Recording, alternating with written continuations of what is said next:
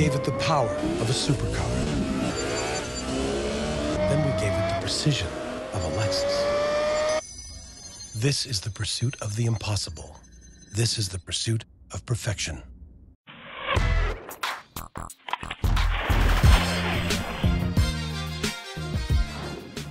What's up? I'm Brian Tong, and welcome to the Apple Bite, where we're talking all things Apple, both good and bad. And if you're the type of person that believes Apple can do no wrong, you might want to cover your ears for a while.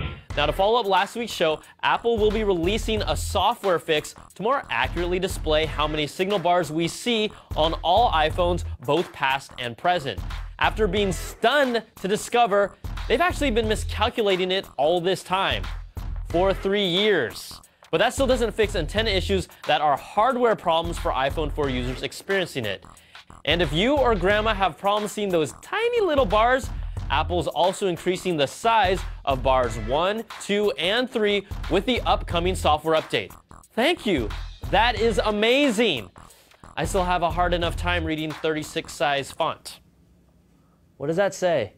Now, if this software fix is accurate, those 5 full bars I get at work, which don't allow me to make or receive calls or send text messages, should all disappear. So, at least I'll know my reception really does suck.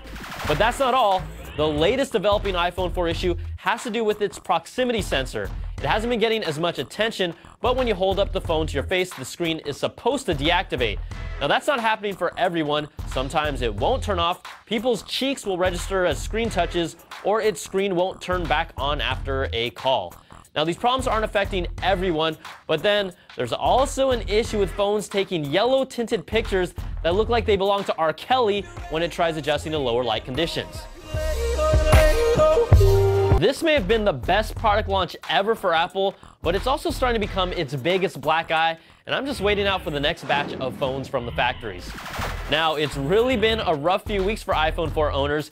AT&T recently announced that a software defect caused iPhone 4 users on AT&T in areas like New York, Washington, D.C., Boston, Las Vegas, Seattle, and many more to drop upload speeds by 1/10 of their normal speed. And you can bet people were thrilled about this, but a fix is on its way with no time frame set, and they won't be thrilled about that. And over the July 4th holiday, Apple confirmed approximately 400 iTunes accounts were hacked after Vietnamese book apps by Tuan Nguyen took over approximately 40 of the 50 top spots for paid books on iTunes. Now, according to Fox News, iTunes servers were not hacked, and Apple has removed all the apps from that developer.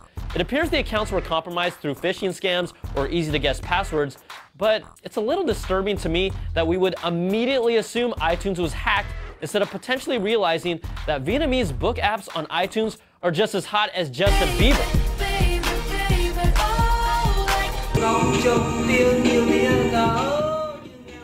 I'm just saying it's possible.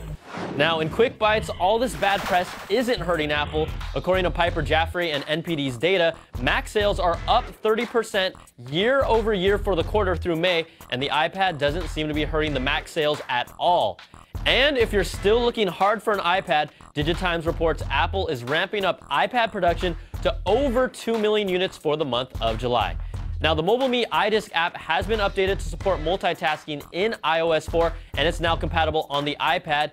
And if you're a MobileMe user, you can opt in to try out the beta for the calendar app at me.com.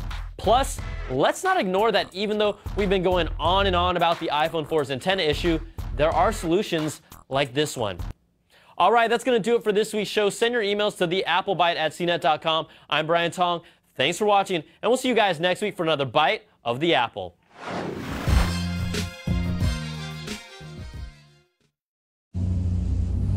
We gave it the power of a supercar.